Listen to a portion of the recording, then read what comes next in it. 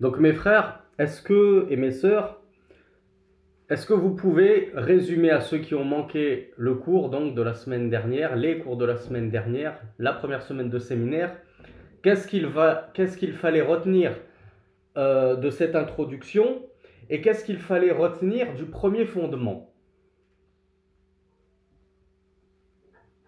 Parce que comme je l'ai dit, nous n'avons vu que le premier fondement durant toute la semaine de séminaire qui est passée. Alors Bilal nous dit que c'est la concrétisation du tawhid. Du coup, ça veut dire quoi? Alors Julie nous dit que c'est un fondement qui est très simple à comprendre. Moi, je dirais plus. Le shir a dit plus. Il a dit les 6 fondements sont très simples à comprendre. Donc Pauline nous parle de Al-Ikhlas, mais justement, j'aurais aimé que vous détailliez un petit peu. Je vous ai dit, c'est récapitulatif pour ceux qui ont manqué la première semaine. Il faut qu'on leur donne quelque chose à manger, qui est quelque chose de consistant, pour qu'ils ne soient pas complètement perdus. Alors effectivement, Mariama nous dit que chaque sourate du Coran, elle contient et elle renferme des enseignements sur le tawhid. Effectivement. Donc Nahil nous dit que le tawhid, c'est donner l'exclusivité du culte à Allah dans son adoration, dans ses adorations. Alors oui, Jibril nous dit que le tawhid, c'est la notion la plus importante du din, effectivement. Alors Yassine nous dit que c'est quelque chose de très étonnant. Il n'a pas développé. Ce qui étonnait le cheikh Mohammed ibn Abdel Wahhab, c'est que malgré la profusion de preuves dans le Coran en faveur de ces 6 fondements, et malgré leur clarté et leur simplicité d'appréhension, eh bien, un grand nombre de personnes, même parmi les érudits, s'en sont détournés et ne les ont pas appréhendés comme il se devait. C'est ce que nous a dit Yassine. Donc Léon nous dit qu'il faut purifier les actes de tout shirk et que beaucoup sont pourtant passés à côté de ceci. Effectivement, on a vu de nombreux exemples là-dessus, notamment sur l'invocation, comme nous le dit Abu Abdillah. On doit invoquer personne d'autre qu'Allah subhanahu wa ta'ala. Donc à partir du moment où on invoque un autre qu'Allah, ça devient de l'association à Allah subhanahu wa ta'ala.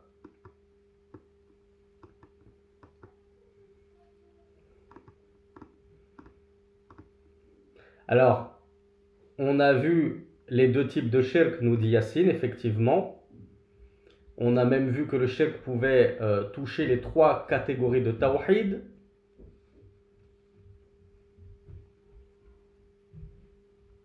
Alors bravo à Fatiha qui nous dit que la base de l'islam, c'est la connaissance de la ilaha illallah et sa concrétisation. Il ne suffit pas juste de le connaître, hein. Faut le connaître, faut le dire et faut l'appliquer ensuite. Alors Abu Abdillah nous rappelle que le shirk, il était apparu du temps de Nuh, ou on va dire un peu avant Nuh, un peu avant qu'Allah subhanahu wa ta'ala n'envoie Nuh et que c'est pour ça qu'il a envoyé Nuh.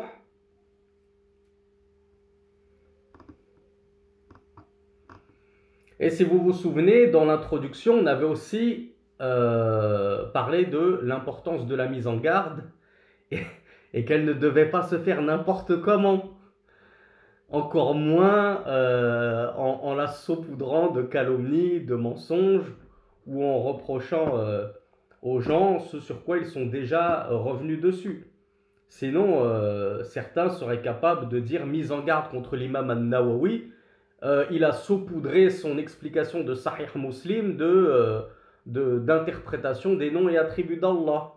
Donc à partir du moment où une personne est revenue sur son erreur, ne convient pas de ressasser son passé, encore moins de mettre en garde contre elle. Donc bien sûr que vous vous doutez bien qu'en 1 semaine de cours, certains dépassant l'heure, on a vu beaucoup de choses. Sachez que ceux qui ont raté cette première semaine, elle sera rediffusée sur ma chaîne YouTube, Sami Philippe Chaouch, d'ici 1 mois ou 2. Et comme je l'ai dit, ceux qui ont participé financièrement au séminaire, d'une participation qui a été suggérée, certains m'ont demandé le lien, donc je leur ai envoyé le lien en privé. Ceux qui ne me l'ont pas demandé et qui le veulent, qui n'hésitent pas à m'en faire la demande sur PayPal et Revolut avec leur paiement dans un message adéquat.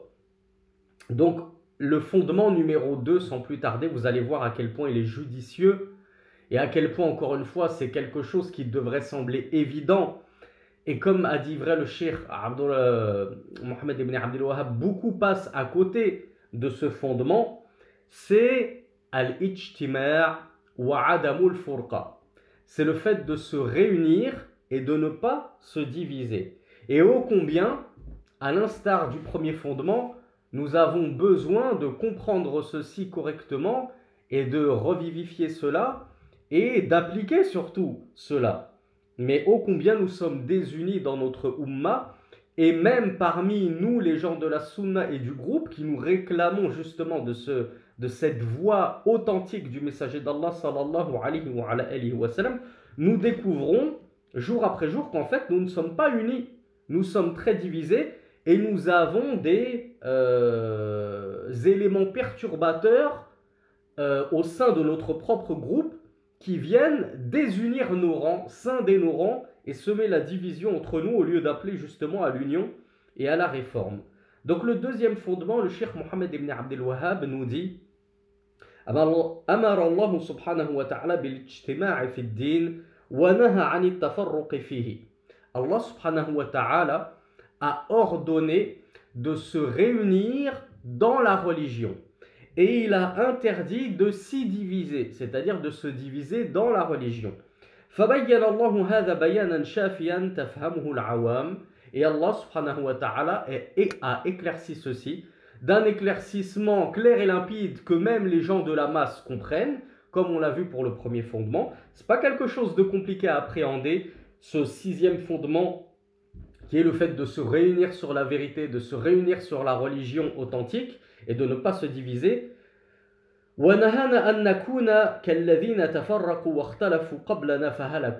Allah subhanahu wa ta'ala nous a interdit de nous diviser comme se sont divisés ceux avant nous, et alors ils ont péri. Qui sont ceux qui se sont divisés avant nous en l'occurrence?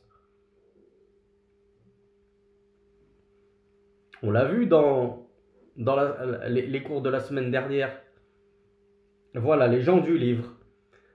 Les juifs se sont divisés en 71 factions, les chrétiens en 72. Et nous, en combien?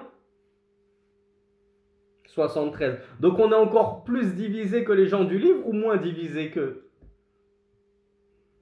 Plus.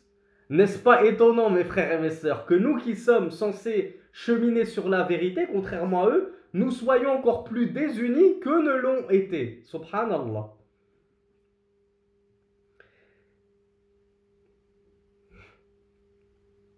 Et le cheikh nous dit وَيَزِيدُهُ وُضُوحًا مَا وَرَدَ فِيهِ أو ما وردت به السنة من العجب العجاب في ذلك. Et ce qui va augmenter en éclaircissement et en clarification tout cela, c'est ce qui a été rapporté dans la sunna. Alors malheureusement, le cheikh Mohammed ibn Abdel Wahhab ne nous a pas cité de adilla ici. Contrairement à son habitude où il nous rapporte toujours des adilla, là il n'a pas rapporté de paroles du Coran ni de la sunna, parce que c'est vraiment ces six fondements, ils sont destinés à être lus puis à être enseignés. Ils sont destinés à être appris par cœur, ce qu'on appelle en arabe un matn. Et le matn, très généralement, vous allez voir qu'il est dépourvu de adilla, de preuves, comme un matn de fiqh. Pour ceux qui ont étudié un petit peu le fiqh, via la tariqa des moutoun, avec la méthode traditionnelle des moutoun, on apprend arkanus salat, kada wa kada. Les piliers de la prière sont au nombre de temps et temps. Il y a al-qiyam, il y a al-ruku', il y a al-raf'u min al-ruku', etc. Et on ne t'apporte pas les adillas dans le matn pour avoir les preuves de ce sur quoi je me base pour prétendre qu'il y a tant de piliers dans la prière. Eh bien, c'est l'enseignant qui s'y attelle. Et l'enseignant, lui, il va t'apporter toutes les preuves. Pourquoi les preuves, elles ne se trouvent pas directement dans le matn? À votre avis, quel est le but? Quelle est la sagesse derrière tout ceci?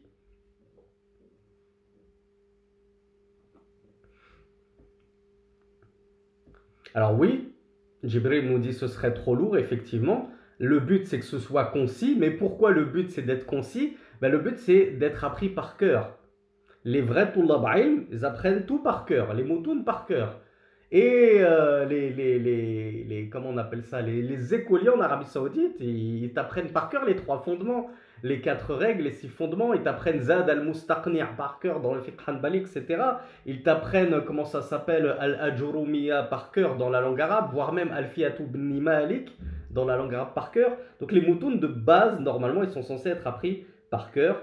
Mais je vous le concède, c'est pas donné à tout le monde. Donc du coup, c'est pas le but du shir ici, Mohammed ibn Abdel Wahhab, de vous rapporter les preuves de ce qu'il dit. Il voulait juste ancrer en nous ces fondements pour qu'on l'apprenne par cœur. Dans notre religion, il y a 6 fondements, c'est ça, ça, ça et ça.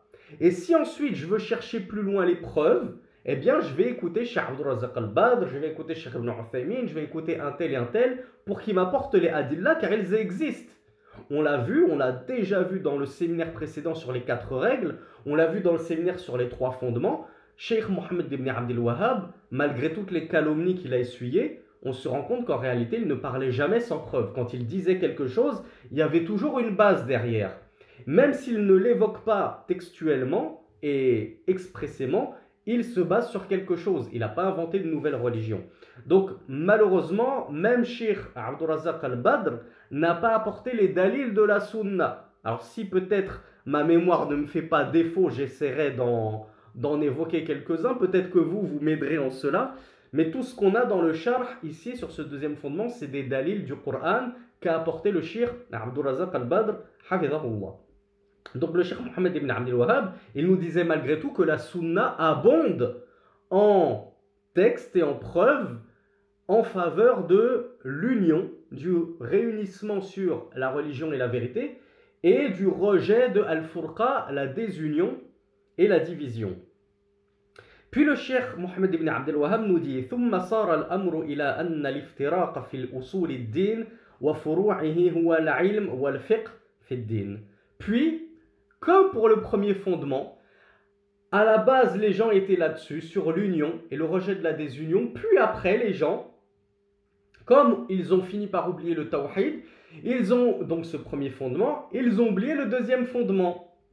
Et ils se sont mis à oublier l'importance de se réunir sur la religion et sur la vérité. Et le shirk, qu'est-ce qu'il nous dit? Ils ont fini par trouver que la division dans les branches et même dans les fondements de la religion. C'est quoi les fondements de la religion, mes frères et mes sœurs? Qu'est-ce qui est voulu par fondement de la religion, qu'en arabe on appelle usuluddin?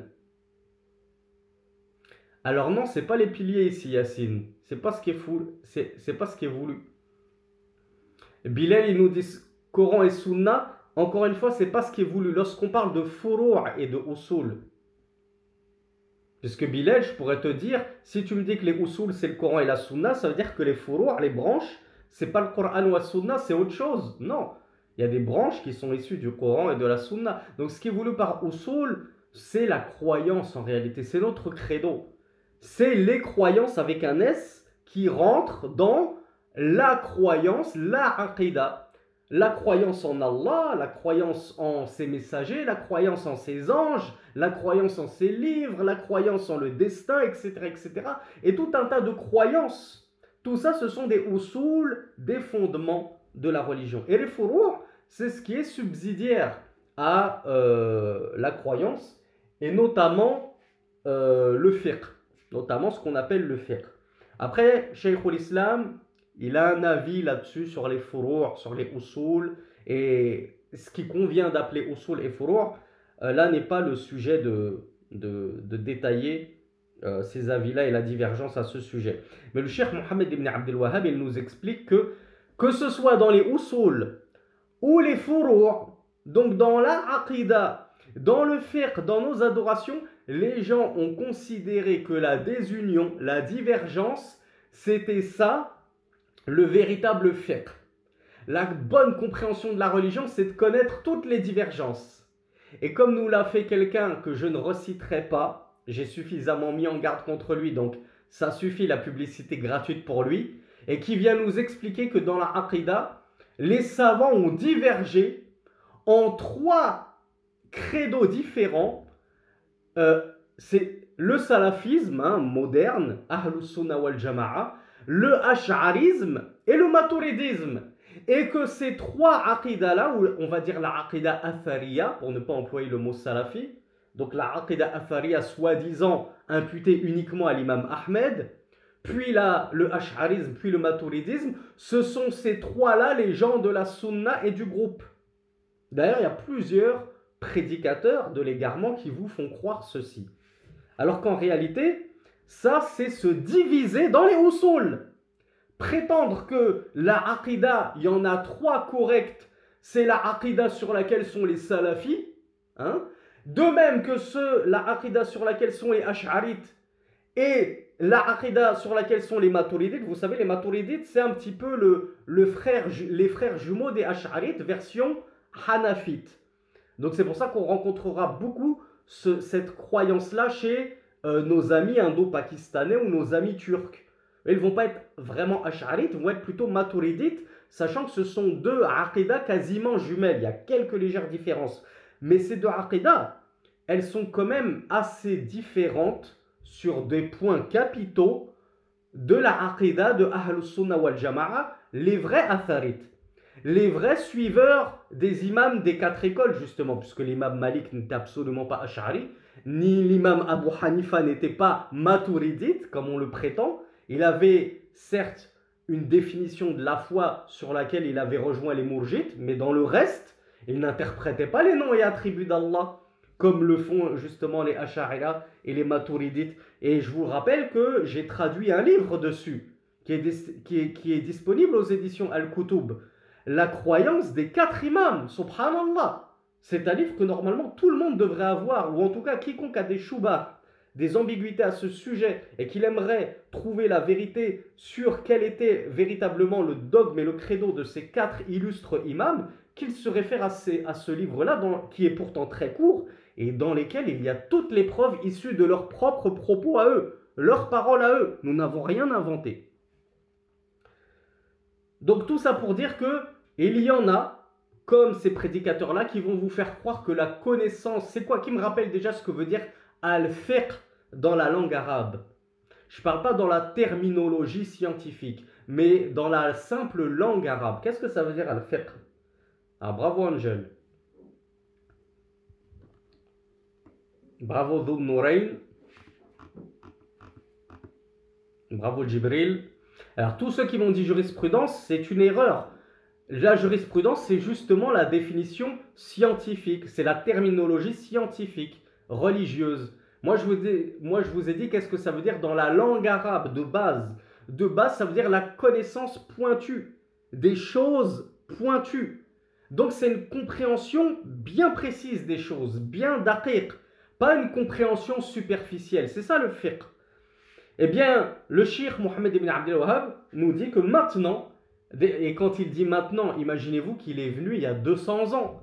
Qu'est-ce qu'il dirait maintenant s'il voyait les youtubeurs, là, les influenceurs youtubeurs et tiktokers qui nous expliquent que les Ahlus Sunnah wal Jama'a, ils sont trois, les salafis, les ash'ari, les maturidites.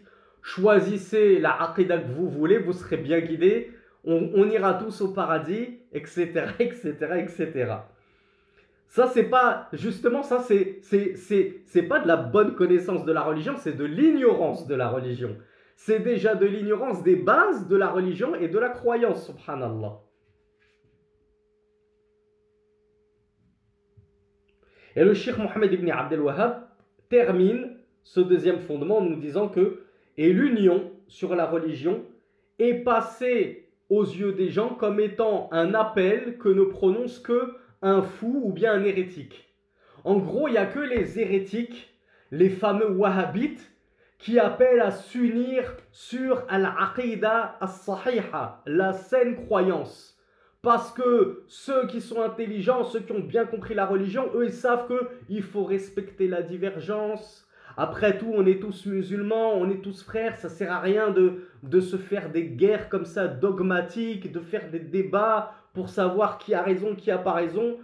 Tant qu'on est tous musulmans et compris dans la même mosquée, dans la même direction, ça va, faut pas se crêper le chignon. Savez-vous quelle secte, justement, interdit de parler de aqidah parce que, soi-disant, d'après eux, ça divise l'unité du groupe?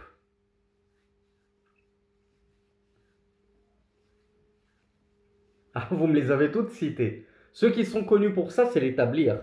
L'établir, ils sortent, et avant de sortir, ils disent, attention, interdiction de parler d'Aqida. Subhanallah. Alors que c'est la chose la plus importante, la Aqida. Et quand on parle de Aqida, c'est uniquement Tawhid al-Rububiya. On ne parle que de Tawhid de la Seigneurie. C'est-à-dire qu'on rappelle aux gens que Allah, c'est le Seigneur qui a créé les cieux et la terre. Vous allez rappeler à des musulmans, parce que l'établir principalement ne prêche que les musulmans, je ne dis pas qu'ils ne prêchent pas aussi les mécréants, mais s'ils vont au Pakistan, c'est pas pour rien. Hein, au Pakistan, ils sont déjà tous musulmans. Ils vont au Pakistan pour appeler des musulmans et leur rappeler que Allah, c'est celui qui a créé les cieux et la terre, c'est celui qui leur donne leurs provisions, etc., leur subsistance.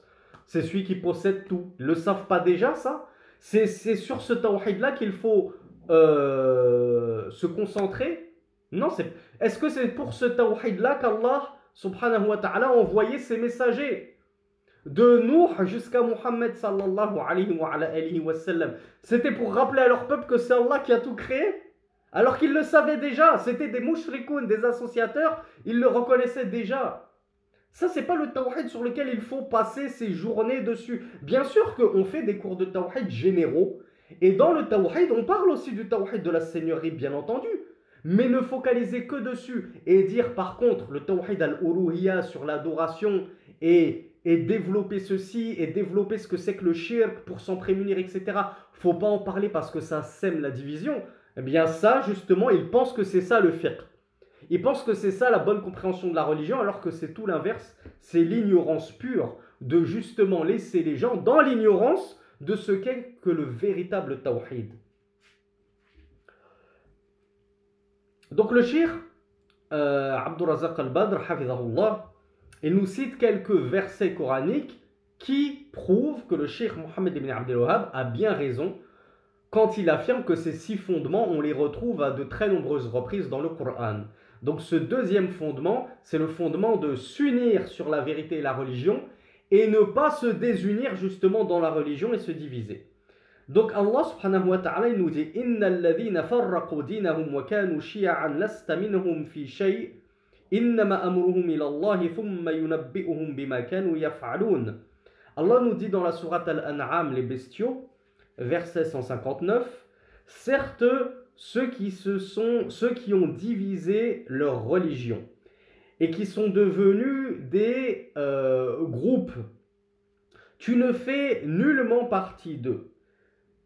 Leur affaire ne reviendra qu'à Allah, puis il les informera, il les avertira de ce qu'ils faisaient. Donc Allah ici nous dit 2 choses importantes. Il nous dit ceux qui ont scindé leur religion et qui se sont divisés en groupes, hein, notamment les 73 sectes, les Ash'arites, les Maturidites, etc. Tout le monde se divise dans la religion. Alors, qu'est-ce qu'Allah subhanahu wa ta'ala a dit à son messager, sallallahu alayhi wa sallam? Il a dit, tu ne fais nullement partie d'eux. Vous imaginez un peu la gravité? Il y a des personnes qui se réclament de Muhammad sallallahu alayhi wa sallam, alors qu'Allah lui a dit, toi Muhammad, tu ne fais pas partie d'eux, qui divisent, fragmentent, fractionnent leur religion. Et il a conclu en leur disant, Allah les informera et les avertira, c'est-à-dire Yawm al-Qiyamah, dans la vie future, de ce qu'ils faisaient. Et dans d'autres versets, il nous dit Yunabbi'uhum fi makhtalafu fihi. J'ai plus le verset en tête. Allah subhanahu wa ta'ala les informera au sujet de ce sur quoi ils avaient divergé. Donc Allah subhanahu wa ta'ala dans de nombreux versets condamne la divergence. Cheikh Abdur Razak al-Badr, il nous apporte un autre verset وَأَطِيعُوا اللَّهَ وَرَسُولَهُ وَلَا تَنَازَعُوا فَتَفْشَلُوا وَتَذْهَبَ رِيحُكُمْ وَاصْبِرُوا إِنَّ اللَّهَ مَعَ الصَّابِرِينَ.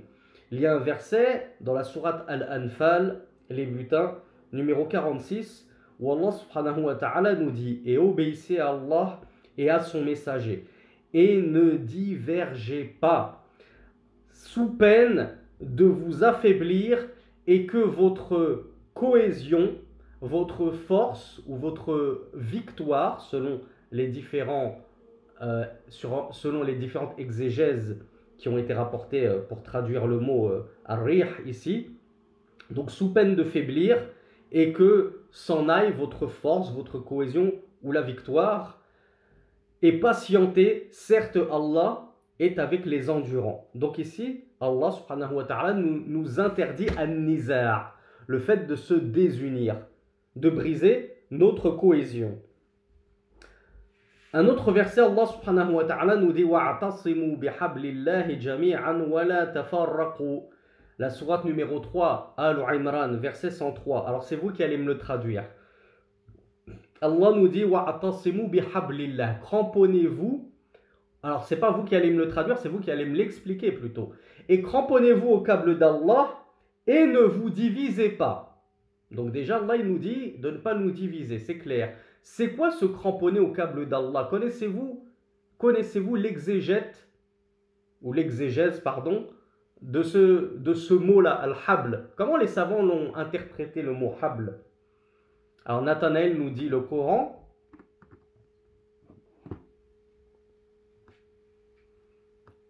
Abu Fulan aussi nous dit que c'est le Coran, Abdullah aussi. Alors Naïm nous apporte une exégèse différente, il nous dit que c'est la sunna du prophète.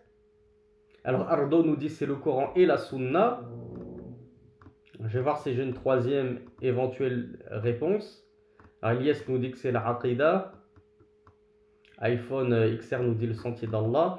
Alors le Cheikh Abdurrazaq al-Badr, enfin non, c'est pas le Cheikh Abdurrazaq al-Badr, je ne sais plus dans quel tafsir je l'ai lu, est-ce que c'est Ibn Kathir ou Tabari ou As-Sa'di. Il y a eu trois exégèses pour le définir. Il y en a qui ont dit que c'était le Coran. Il y en a qui ont dit c'est la Sunna. Et il y en a qui ont dit c'est la religion d'Allah subhanahu wa ta'ala. Alors peut-être que c'est Cheikh Abdurrazaq al-Badr qui l'a dit après tout. Je ne me rappelle plus. Et je ne sais plus quel cheikh, peut-être que c'était Abdurrazaq al-Badr, qui a dit que ces trois exégèses sont bonnes.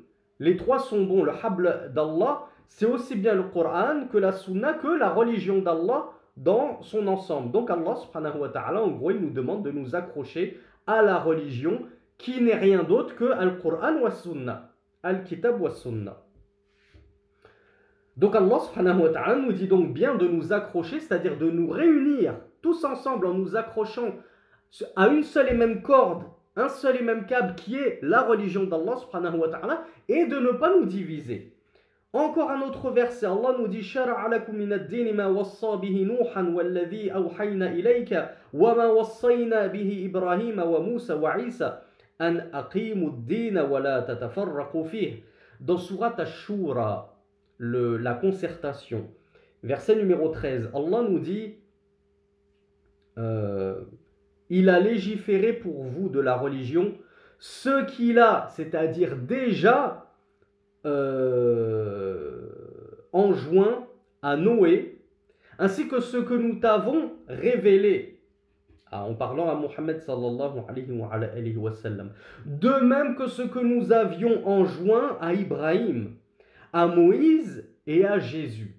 Donc Allah ici il nous dit qu'il nous a légiféré en matière de religion des choses comme il a légiféré avant nous, à Noé, Moïse, Ibrahim, Jésus. Il a légiféré également des choses à Muhammad sallallahu alayhi wa sallam. Ces choses-là forment la religion de l'islam. Et c'est quoi cette législation? Il nous dit an aqimuddin, de pratiquer la religion. Et la deuxième chose, savez-vous laquelle est-elle? Qu'est-ce qu'Allah Azza wa Jal nous a légiféré? De pratiquer la religion et de ne pas nous diviser dans la religion. Donc, subhanallah, Allah Azza wa Jal nous a légiféré une religion afin que nous nous y accrochions tous ensemble et que nous soyons unis sur le vrai et la vérité. On ne doit pas diverger en matière de religion. Donc, le cheikh Abdurrazaq al-Badr revient là-dessus et il nous explique. Il nous dit que la division dans la religion, ou plutôt il nous dit, Allah subhanahu wa ta'ala a interdit de nous diviser dans la religion, plutôt de nous y réunir.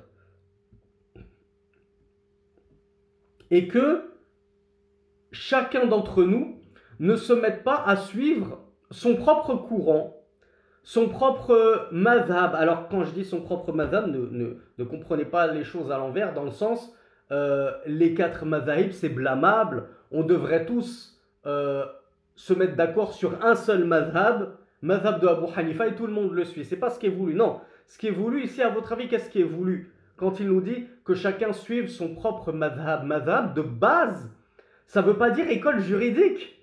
Le terme madhab dans la langue arabe, ça veut dire le chemin que j'emprunte. Donc ici, voilà, bravo Angel, bravo Dhun Nourayn. Ce qui est voulu par là, c'est que chacun suit sa propre opinion, comme nous le dit Yassine aussi. Chacun suit son propre avis, ses propres passions, et il refuse d'adhérer à la jama'a, au groupe. Non, non, moi je vais la faire à ma sauce. Qui sont les plus connus pour la faire à leur sauce? Chacun pratique comme sa raison lui dicte de pratiquer. Alors j'ai eu beaucoup de réponses différentes. Ceux qui sont les plus connus pour cela, c'est surtout les coranistes, mes frères et mes sœurs. Et on a déjà expliqué pourquoi. On a déjà expliqué pourquoi ce sont les coranistes. Parce que déjà, il leur manque la deuxième révélation qui est la sunna. Donc Allah leur dit pratiquer la prière. T'as un coraniste A qui va dire moi je fais 2 raka'a au fajr. Coraniste B il va dire ben moi je vais en faire 3. Coraniste C il va dire moi je vais en faire 4. Et le coraniste D va dire moi je vais faire qu'une seule raka'a.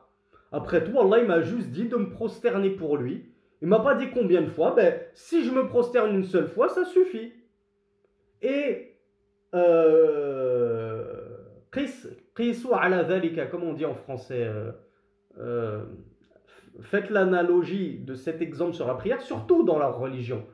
Le jeûne, ils vont le faire à leur sauce. Le pèlerinage, ils vont le faire à leur sauce. La zakat, ils la seront à leur sauce. C'est une catastrophe. C'est une catastrophe, le coranisme. Donc le cheikh Abdul Razak al-Badr nous dit que dans l'interdiction de la division, Allah subhanahu wa ta'ala est en train de nous interdire de suivre nos propres avis personnels, nos propres opinions, notre propre madhab, notre propre chemin. Ce qui nous est tenu de faire, c'est quoi, mes frères et mes sœurs? Si on ne doit pas suivre son propre chemin, on doit suivre quoi?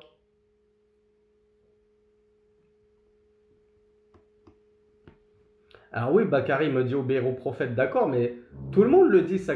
Même les chiites, ils vont dire qu'ils obéissent au prophète. Alors il y a Mu'adh al-Maghribi qui nous dit le groupe, effectivement. J'aurais aimé qu'ils le disent même en arabe pour que ce soit très clair. Alors il y a Shakib qui nous dit le chemin des salafus salih, c'est exactement ça. Voilà, bravo mes frères. C'est ça qu'il convient de faire, c'est suivre al-jama'a, de suivre le groupe. C'est pour ça qu'on dit Ahlus Sunnah wa al-Jama'a. Les gens de la Sunna et du groupe. Donc nous, qu'est-ce qu'on fait? On suit la Sunna. Et suivre la Sunna, c'est suivre le Coran et la Sunna, contrairement aux coranistes qui ne suivent que le Coran et pas la Sunna. Donc déjà, on se distingue d'eux parce que nous, en plus, on suit la Sunna. Et contrairement aux Ikhwan al-Muslimin, contrairement aux Soufis et leurs différentes turuq, leurs différentes confréries, etc., nous suivons le groupe des musulmans. Ce sur quoi étaient les salafus salih, les pieux prédécesseurs qui étaient unis, qui ne connaissaient pas encore toutes ces divisions. Voilà pourquoi nous mettons un point d'honneur à dire Minhajus salafis salih, ahlus sunnah wal jama'a. La voie, c'est ça le minhaj. C'est pas un mot qui doit vous faire peur, mes frères et mes sœurs. Minhaj, ça veut juste dire la voie, le chemin des pieux prédécesseurs. Les pieux prédécesseurs sont les 3 premières générations. Les compagnons, leurs élèves et les élèves de leurs élèves. Et ce minhaj des pieux prédécesseurs, qui sont ceux qui suivent ce minhaj-là? Ce sont de toute époque Ahlus Sunnah wal Jama'a. Les gens de la Sunna et du groupe. C'est ça la voie que nous devons suivre. Donc s'il y en a un qui te dit non, non, non, ne suis pas cette voie-là, viens plutôt faire bay'a à notre shir. C'est quoi une bay'a, mes frères et mes sœurs?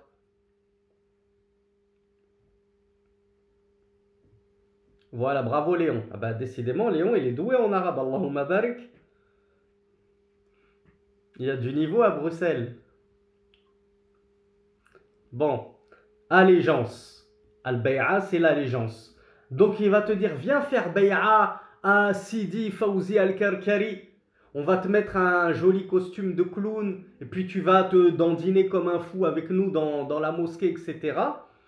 Est-ce qu'on répond favorablement à cet appel, ou on leur dit je ne veux pas de votre division? Et on va en reparler, Inch'Allah, dans la suite du cours. On leur dit non, on ne veut pas de votre division. On ne veut pas de ce schisme. Nous, on reste avec la jama'a. On reste avec ce sur quoi étaient les salafos salih. Ne m'appelle pas une voie nouvelle que ton gourou a inventée il y a 20 ans parce qu'il a vu un rêve, il a vu une lumière. Il y a un shaitan qui lui a mis un petit coup de lampe torche, il a vu une lumière. Et il dit maintenant, celui à qui je ne donne pas ma lumière ne recevra jamais la lumière d'Allah subhanahu wa ta'ala. Subhanallah. Donc le shir, Abdul Razzaq al-Badr, hafidhahullah,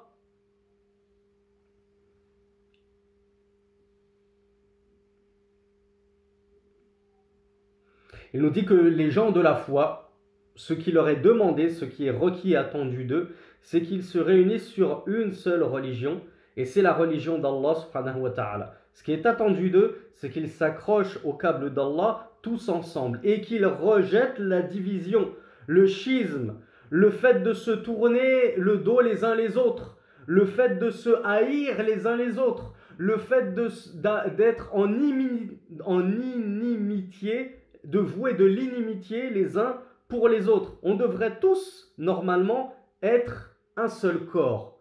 L'unité des musulmans, subhanallah. Et il nous dit qu'il n'y a aucun bien dans la division. Et le bien tout entier et la miséricorde d'Allah, subhanahu wa ta'ala, elle se trouve dans al-ijtima', la réunion, la cohésion. Et certes, il est parvenu du messager d'Allah, alors autant pour moi, le Cheikh Abdul Razzaq al-Badr, et tant mieux, il a rapporté quelques preuves de la sunna, donc finalement, on aura une preuve du Coran et de la sunna. Le messager d'Allah, sallallahu alayhi wa sallam, a dit « Al-jama'atu rahmatun wal-furqatu azab » La jama'a, le groupe, l'union et la cohésion, c'est une miséricorde, et la division, c'est un châtiment. Est-ce que vous n'avez pas déjà entendu une parole totalement contraire, prétendant le contraire? Je suis sûr que cette parole-là, la majorité d'entre vous, vous l'avez déjà entendue. Voilà, Abu Ismail, Hafiz aussi l'a entendu. Il ramène un hadith qui est faux, qui est daif, faible, sur lequel on ne peut pas se baser, où ils prétendent que le messager d'Allah sallallahu alayhi wa sallam aurait dit « Ikhtilafu ummati rahma ». La divergence de ma communauté, c'est une miséricorde. Et alors ils vont se baser notamment sur ce hadith pour prétendre que voilà, le fait qu'on soit divisé en 4 madhahib, il y en avait combien des madhahib Ces 4 madhahib, c'est quoi? Est-ce que ce sont 4 écoles juridiques qui ont toujours existé? Est-ce qu'il y en avait d'autres? Qui connaît un petit peu l'historique de tout ça? Alors bravo Fantôme. Fantôme, voilà, bravo Hafir. Il y en avait une douzaine à l'époque. Il y avait Al-Layth ibn Sa'd, son madhab a complètement disparu. Soufiane ibn Uyayna, son madhab il a complètement disparu. Soufiane al-Thawri, son madhab il a complètement disparu. Abu Thawr, son madhab il a complètement disparu. Al-Awza'i, son madhab, c'était des mujtahidoun au même titre que Malik, Abu Hanifa, Shafi'i, Ahmed, Ishaq ibn Rahawayh, contemporain de l'imam Ahmed. Il avait son propre madhab. Son madhab a complètement disparu. Il y en a juste un 5e qui a disparu, hein, on va pas se mentir, mais qui a survécu un certain laps de temps, qui a été revivifié par Ibn Hazm al-Andalusi. C'est qui? Alors, je vois qu'il y a Hafiz qui a la bonne réponse, Abu Ismail aussi. Alors comment il s'appelait le fondateur de ce madhab, pour ceux qui le savent?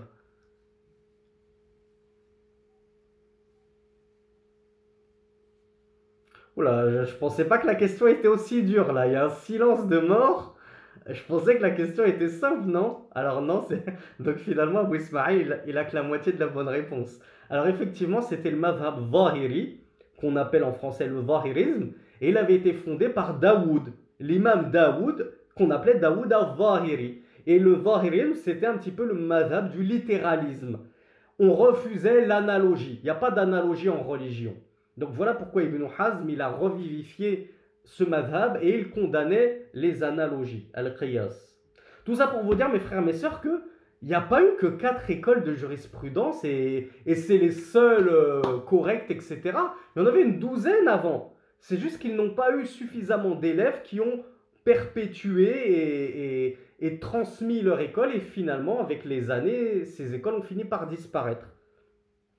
Donc du coup, il ne faut pas utiliser le hadith du messager d'Allah sallallahu alayhi wa sallam en disant la divergence dans ma communauté, c'est une miséricorde. Donc comme on a le droit de se diviser dans les furur', dans certains aspects du fiqh, et c'est une divergence, c'est une facilité, de la même façon, on va se diviser dans la aqidah, et on va se diviser dans le minhaj.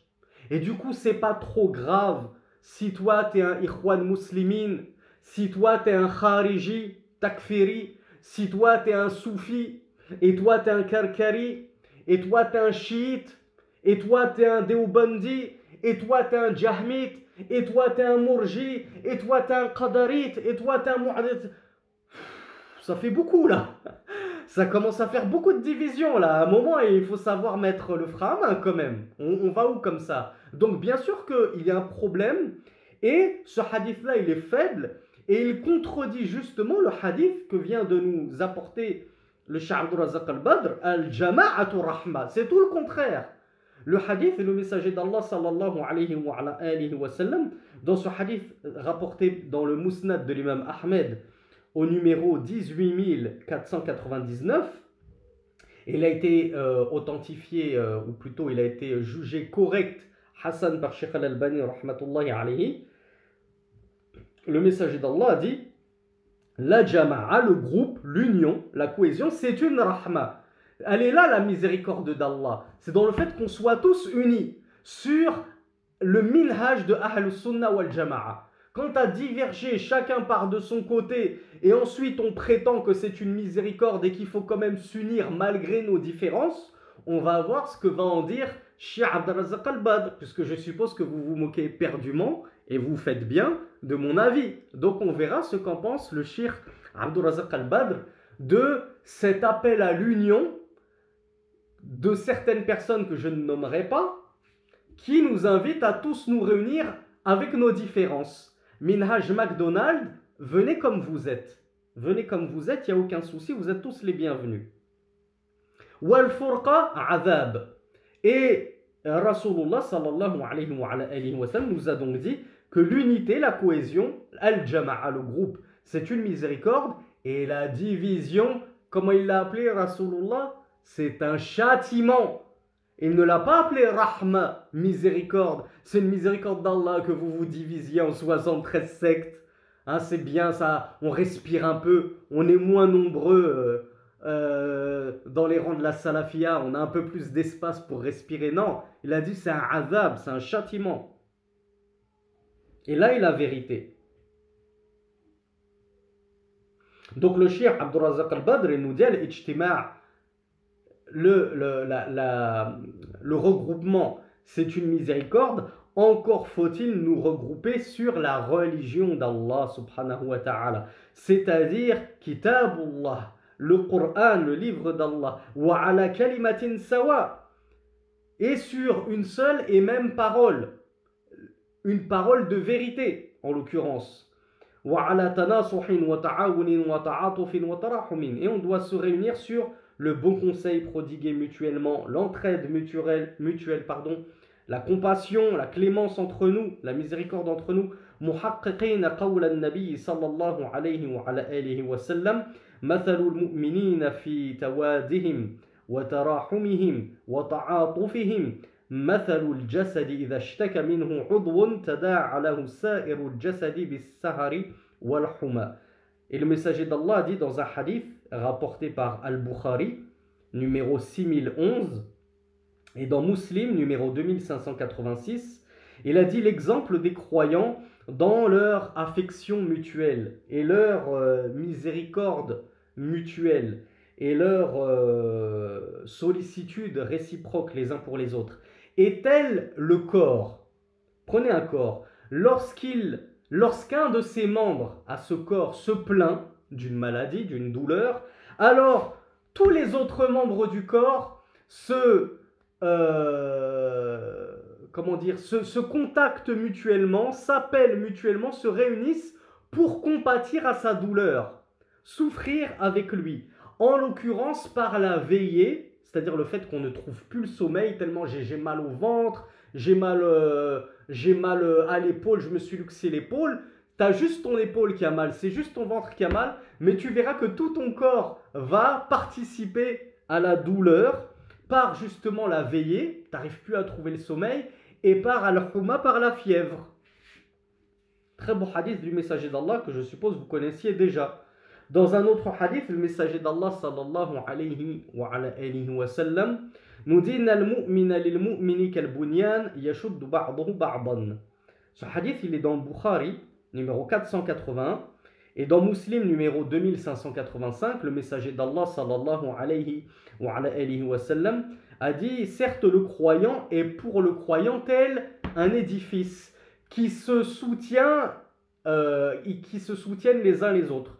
Prenez un édifice, ne serait-ce que le toit, tu as la partie droite et la partie gauche, comme ça, qui se soutiennent. Si tu enlèves la partie droite, qu'est-ce qu'il se passe? La partie gauche s'écroule. T'enlèves la partie gauche, c'est la partie droite qui s'écroule. Donc un édifice, il se soutient mutuellement, ainsi sont les croyants envers les autres croyants. On se soutient, bien sûr, sur la vérité. Donc on ne doit pas se diviser et sortir de ce groupe qui est sur la vérité.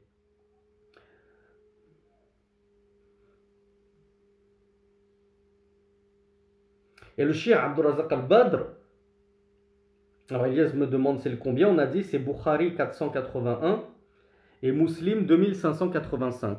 Donc le Cheikh nous dit que ceci, ces hadiths qu'on vient de voir sur le fait que les croyants s'entraident mutuellement, ils sont comme un seul corps, comme un édifice, etc. Il nous dit ceci ne pourra se concrétiser que si nous sommes unis, que si nous concrétisons al-ijtima', la réunion et la cohésion. Mais si nous sommes désunis, comment voulez-vous que nous nous soutenons mutuellement alors que nous sommes désunis? Comme je le rappelais dans un séminaire précédent, même les Français ont cette expression loin des yeux, loin du cœur. C'est-à-dire que si on se désunit, qu'on se déchire et qu'on s'éloigne, eh bien vous verrez que dans notre cœur, on pensera de moins en moins les uns aux autres, qu'on finira par s'oublier petit à petit.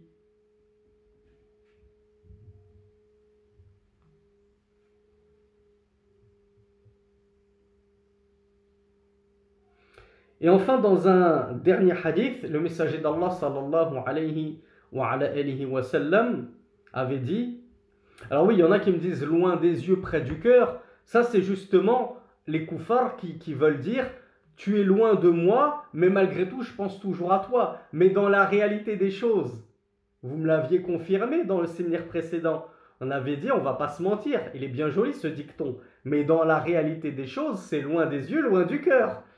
Moi, je vais faire ma hijra dans tel pays. Au bout d'un an, mes cousins, ils m'ont complètement oublié, ils ne m'appellent plus. S'il ne me voit pas l'Aïd, il ne va pas m'appeler. Il ne va pas se dire, ah, tiens, je vais l'appeler, je vais prendre de ses nouvelles, il est tout seul, il a fait sa hijra. Les copains, j'en parle même plus. Eux, ils continuent à se voir au grec, au cinéma, au foot. Ils t'ont complètement oublié. Donc, en réalité, c'est loin des yeux, loin du cœur. Mais il y en a qui, pour se donner bonne conscience et essayer de se trouver des excuses, disent non, non, loin des yeux, près du cœur, t'inquiète, je t'ai pas oublié. Ben prouve-le que tu m'as pas oublié. Donc dans un hadith, le messager d'Allah sallallahu alayhi wa sallam avait dit Inna tafarruqakum fi hadhihi ash-shi'ab wal awdiya innama dhalikum min ash-shaytan. Dans un hadith rapporté par Abu Daoud, numéro 2628, le messager d'Allah avait dit le fait que vous vous divisiez dans ces sentiers et ces vallées, que chacun va habiter dans son coin, dans telle vallée, l'autre dans telle vallée, l'autre il emprunte tel sentier, l'autre il va aller vivre dans tel chemin, Il a dit, ceci n'émane que du diable. C'est le diable qui veut nous diviser et faire que chacun habite éloigné l'un de l'autre, pour que nous ne soyons plus, pour qu'il n'y ait plus de cohésion entre nous.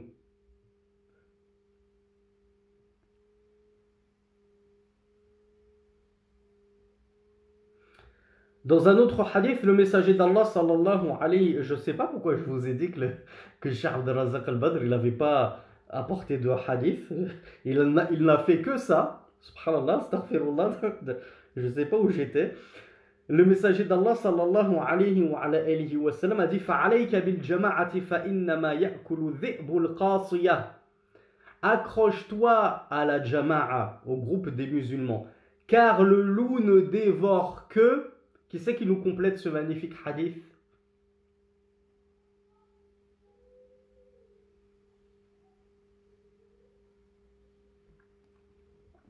Alors il y a Elina qui me disait que loin des yeux, loin du cœur, ça existait également et que ça venait d'un proverbe latin. Bien, merci à la sœur parce que je me disais bien que j'avais déjà vu cette expression telle qu'elle.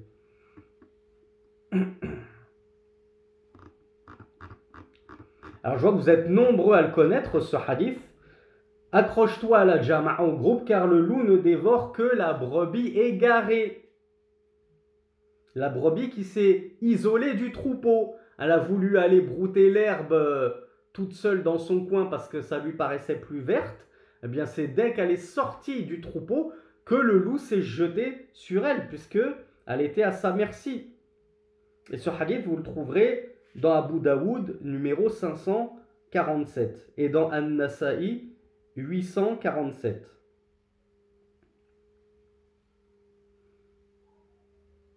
Et le Cheikh Abd al-Razzaq al-Badr de commenter, tandis que lorsque les musulmans s'unissent et se réunissent et se rapprochent, notamment dans les assises de science, comme nous sommes modestement en train de le faire, on est en train d'étudier la science tous ensemble, donc même si on n'est pas proche physiquement, on est au moins unis par les cœurs. Là, on peut dire on va pas dire loin des yeux, on va dire loin du clavier, mais proche du cœur. On est unis à essayer d'apprendre notre religion tous ensemble. On participe à des séminaires ensemble. Et en plus, Inch'Allah, j'espère qu'on est unis sur la même croyance, le même chemin, la même volonté d'aboutir à la vérité et de faire partie de l'islam authentique tel qu'il est descendu sur le messager d'Allah sallallahu alayhi wa sallam. Donc le cheikh nous dit, en participant par exemple à des assises de science, à des assises de rappel ou bien à des assises générales, puisque ce qui est voulu par se réunir, c'est pas forcément se réunir dans la mosquée pour écouter un dars. Non, c'est le fait d'être réunis entre musulmans, qu'on ne soit pas justement désunis. Donc à partir du moment où on se regroupe de temps en temps, les frères, ils prennent l'habitude de s'inviter les uns chez les autres. Pareil pour les sœurs, elles ont l'habitude d'avoir des petits moments entre elles où elles s'invitent les unes chez les autres pour renforcer la cohésion, renforcer l'affection entre nous, la solidarité. Ça, ce sont des choses qui justement concrétisent l'union de notre Ummah et la renforcent. Il se rapproche, nous dit le cheikh Abd al-Razzaq al-Badr, et alors va se développer par cela en eux l'affection, l'amour, la miséricorde mutuelle, la fraternité, tous ces nobles sens, ces nobles vertus auxquelles l'islam invite et qui fait même partie de ses fondements. Allah subhanahu wa ta'ala n'a-t-il pas dit Innamal mu'minuna ikhwa? Les musulmans ne sont que des frères. Vous imaginez un petit peu? Allah subhanahu wa ta'ala a qualifié le musulman envers l'autre musulman de frère. Alors oui, on n'est pas des frères utérins, on ne descend pas tous de la même mère, mais n'empêche qu'on est des frères en Allah. Et les sœurs sont des sœurs en Allah. Et elles sont nos sœurs en Allah et nous sommes leurs frères en Allah. Nous sommes une grande famille de l'islam. Nous ne sommes pas des étrangers les uns pour les autres qui doivent se détester mutuellement, se tourner le dos mutuellement. Non, on doit justement essayer au maximum de concrétiser cette union et cette affection mutuelle. Mais on va voir dans quelle mesure, Inch'Allah. Le messager d'Allah sallallahu alayhi wa sallam avait dit Iyyakum wa dhann fa inna dhanna akdhabul hadith wa la tajassasu wa la tahassasu wa la tabaghadu wa kunu ikhwanan. Et on a un autre hadith qui ressemble un petit peu à ça et qu'on étudiera si ce n'a pas déjà été fait dans la playlist Al-Arba'in Al-Nawawiyya. Le messager d'Allah a dit je vous mets en garde contre Al-Dhann. Al-Dhann, c'est la conjecture, le fait d'avoir le mauvais soupçon pour les gens, etc. Car la conjecture est le plus mensonger des propos. Et ne vous espionnez pas, ne vous épiez pas les uns les autres. N'ayez pas de l'animosité mutuelle réciproque les uns envers les autres. Et soyez des frères.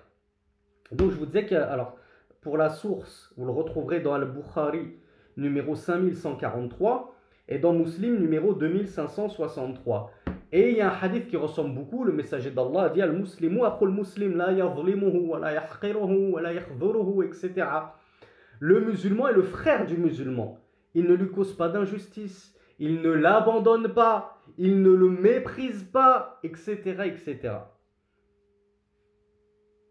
Tous ces hadiths et tous ces versets coraniques dans le but de susciter entre nous l'affection mutuelle et de renforcer donc notre cohésion, notre solidarité, notre fraternité et faire que nous soyons un seul et même corps, un seul et même groupe et que nous cessions de nous désunir, de nous tourner le dos et de diverger en matière de religion.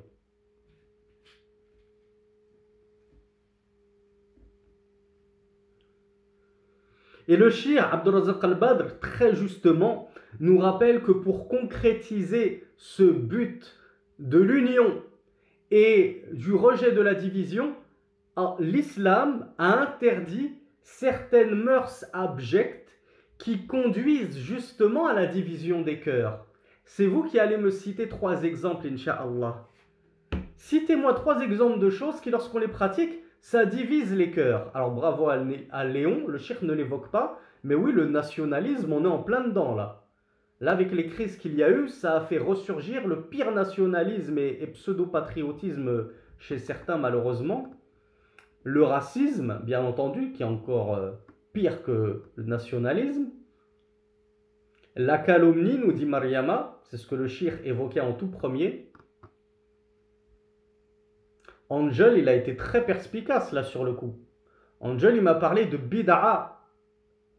Alors, qui d'autre qu'Angel m'a parlé de bid'a? Je pense personne. Il a été très perspicace, mais je ne vais pas développer parce que justement, Shir en parle. Donc, on va voir ça plus tard.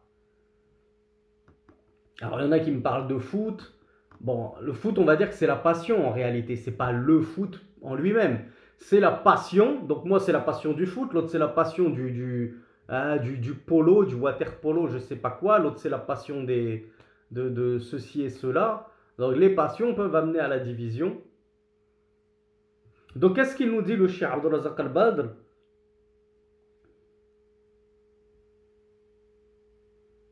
Alors, il nous dit que c'est pour cela que Allah subhanahu wa ta'ala a mis en garde contre toute chose qui va émietter cette cohésion, la faire disparaître, qui va porter un coup fatal à notre unité. Il nous dit qu'al-riba, donc comme la calomnie ou la médisance dont vous m'avez parlé, wan-namima, le colportage dont certains m'ont parlé, wal-hasad, je ne sais pas si certains d'entre vous me l'ont dit, al-hasad, l'envie, le fait de s'envier comme ça les uns les autres. Et il a interdit at-tanajouch. Qui m'a parlé d'entre vous du tanajouch? Et qui sait ce que c'est qu'at-tanajouch? Qui d'entre vous pourrait me l'expliquer?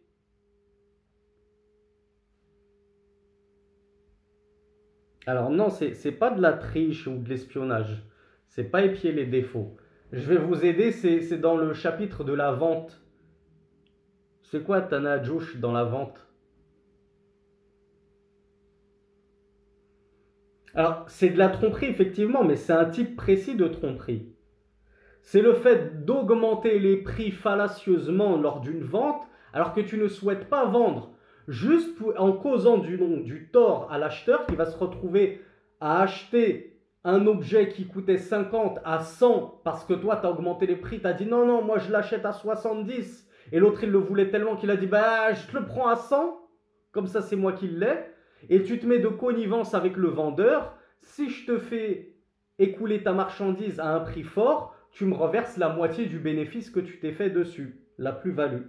C'est ça, Tanajouch. C'est le fait de tromper les gens en augmentant les prix de la vente pour augmenter le prix d'une vente. Et évidemment, le Cheikh Abdelrazak Al-Bad nous parle du tadabour wa tabaroud. Bien sûr, le fait de se tourner le dos. Et je t'ignore, t'es pas mon frère, hein, comme on le lit sur les réseaux sociaux, un tel c'est pas mon frère, subhanallah. Allah nous dit, Namal mu'minuna ikhwa, qu'est-ce que tu nous dis que c'est pas ton frère? C'est ton frère, que tu le veuilles ou non, que ça te plaise ou non. Qu'il soit noir ou blanc, ce sera ton frère. Subhanallah. Eh bien ça, le fait de jeter des c'est pas mon frère, un tel c'est pas mon frère, celui qui donne sa fille à un autre que mon ethnie c'est pas mon frère. Alors on n'est pas en train de condamner l'endogamie puisque ça existe en islam et c'est même plébiscité par de nombreux savants en islam.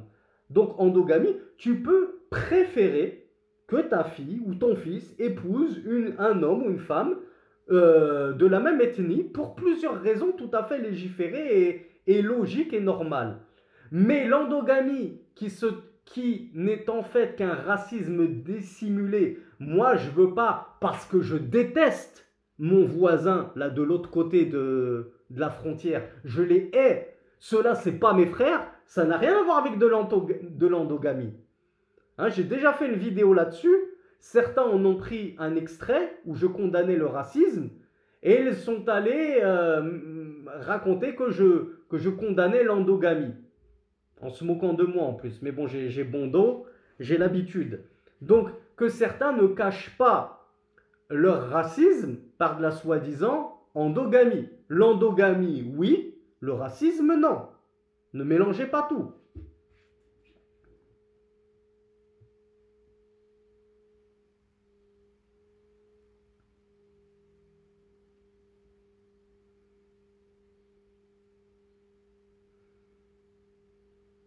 Alors en fait, il reste beaucoup. Je pensais que on arriverait peut-être à le faire en un seul cours. Je pense que je vais m'arrêter là sur ce beau rappel d'actualité sur le racisme et le pseudo-patriotisme. On verra la suite, Inch'Allah, plus tard parce qu'elle est importante. Cheikh Abdelrazak Al-Bad nous a apporté plein de jolies choses. Je vous consacre malgré tout 5 minutes s'il y aurait des questions sur le sujet.